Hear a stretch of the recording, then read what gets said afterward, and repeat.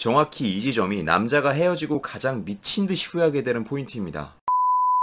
안녕하세요. 다소 하찮은 이야기 석굴입니다. 오늘은 남자들이 이별 이후 미친듯이 후회를 하게 되는 시점, 흔히 말하는 그 후폭풍이란 것이 과연 어느 시점 어느 타이밍에 가장 강하게 오는지에 대해 말씀드리겠습니다. 자, 우선 남자에게 후폭풍이 언제 오게 되는지 그 기간만을 대강 말씀드리자면 통상적으로 한 2개월에서 3개월 정도의 사이라고 생각합니다. 실제 주변의 사례만 봐도 딱 저 타이밍에 선톡이 오거나 술 처먹고 전화를 하게 되는 상황을 많이들 본 적이 있으실 거예요. 이제는 잊고 살만해졌는데 갑자기 연락이 오는 경우, 보통 남자들이 이별을 준비하는 과정은 이별을 하기 전부터 이별에 대한 준비를 미리 하는 습성이 있기 때문에 헤어지고 막 당장에 힘들어하는 그런 경우는 거의 없습니다. 처음엔 그저 막연히 후련하고 시원하고 그러다 점점 시간이 흘러 빈자리가 느껴지면 그때서야 폭풍이 들이닥치기 시작하는 거죠. 그런데 여기에는 한 가지 흥미로운 사실이 하나 숨어 있는데, 어떻게 보면 되게 당연한 결과이지만 은근히 많은 분들께서 이 사실을 망각하는 경우가 꽤나 있는 것 같더라고요. 그게 뭐냐면 모든 남자들이 헤어지고 전부 후회를 하지는 않는다는 점입니다. 물론 뜨문뜨문 생각은 날 수 있죠. 생각은 날 수 있는데 어쩌다 한번 생각이 난 거랑 후회를 하고 그리워하는 거랑은 엄연히 다른 영역이죠. 그 사람이 시간이 흘러서 여러분을 진심으로 그리워하고 미친 듯이 후회를 하게 만들려면 적어도 이 몇 가지의 상황은 필수적으로 받쳐줘야 합니다. 우선 제일 중요한 첫 번째는 정말 현실적으로 그 사람 주변에 여러분을 대체할 만한 또 다른 사람이 없어야 돼요. 그 사람이 여지껏 여러분을 떠나지 않고 옆에 있을 수 있었던 이유에는 물론 많은 것들이 있었겠지만 그중 가장 큰 이유는 적어도 여러분은 그가 원하는 걸 채워줄 수 있었기 때문에 지금껏 함께하는 게 가능했던 거거든요. 뭐 그 부분이 정서적인 유대감이건 자존감을 올려주는 응원이건 애교이건 스킨십이건, 그런데 만에 하나 현재 그 사람 옆에 여러분이 지금껏 해주던 그 모든 것들을 채워줄 수 있는 사람이 있다면 자연히 후회를 하거나 후폭풍이 들이닥칠 일도 현저히 줄어들 수밖에 없는 거죠.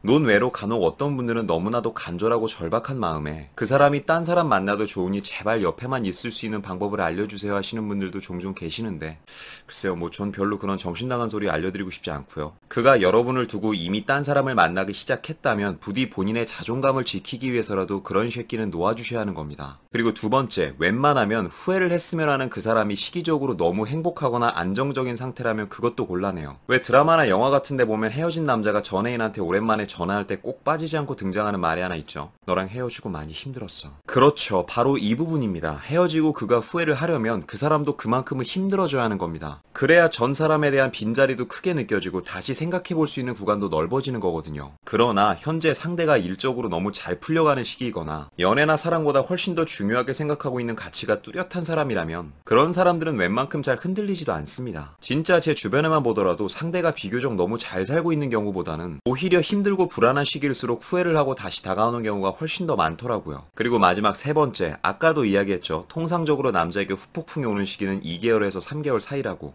이 말은 즉 이별에서 상대를 후회하게 만들고 싶다면 적어도 그가 후회할 수 있을 만큼의 충분한 시간을 줘야 한다는 뜻입니다. 다시 말해 그 기간 동안은 어설프게 그의 주변을 맴돌기보다는 아예 철저하게 그 사람 인생에서 빠져 있어줘야 하는 거죠. 그래야 그 사람도 그 안에서 후회를 느끼건 분노를 느끼건 뭐라도 느끼고 다시 찾아올 구실이 생기는 겁니다. 제 기준에서 볼 때 재회가 가장 안 될 것 같은 분들의 특징이 뭐냐면 헤어지고 나서 어떻게든 다시 기회를 잡아보려고 쓸데없이 무슨 친구로 남는다면서 어설프게 그 사람 주변을 계속 맴도는 사람들이 있어요. 제가 여기서 질문 하나 하겠습니다. 여러분들은 굳이 연애를 떠나서 후회한다는 감정이 언제 가장 크게 올라오던가요? 다시는 돌아갈 수 없다는 생각이 들었을 때 후회도 같이 올라오는 겁니다. 그런데 무슨 끝도 없이 잘 보이려고 노력하면서 고개만 돌리면 주변에 있는 사람에게 무슨 후회라는 감정이 생기겠습니까? 오히려 이 관계에 대한 선택권은 이제 나한테 있다는 이상한 여유만 만들어주는 거죠. 물론 지성이면 감천이라고 열심히 맴돌며 챙겨주고 노력하다 보면 언젠가 한 번쯤은 그 사람도 여러분 쪽을 봐줄 수도 있겠죠. 근데 여러분, 이건 그냥 제 생각인데요. 사람이 연애로 행복해지려면 나를 사랑해주는 사람을 만나야지 나를 봐주는 사람을 만나는 게 아닙니다. 무슨 면접 보는 것도 아니고 뭘 봐줘요. 봐주기는 짜증나게. 자꾸 그런 식으로 본인의 가치를 깎지 마세요, 제발. 그놈아가 후회를 하건 쾌재를 부르건 그건 일단 그 사람한테 맡겨두시고 본인은 앞으로 그 사람과 연락을 안 하고 지내는 기간 동안 무엇을 하며 시간을 보낼지를 생각해보며 나아가 혹시라도 완전한 이별이 찾아온다면 그때는 어떻게 그 빈자리를 채워나갈지에 대한 현실적인 방안을 더욱 구체적으로 그려보시기 바랍니다.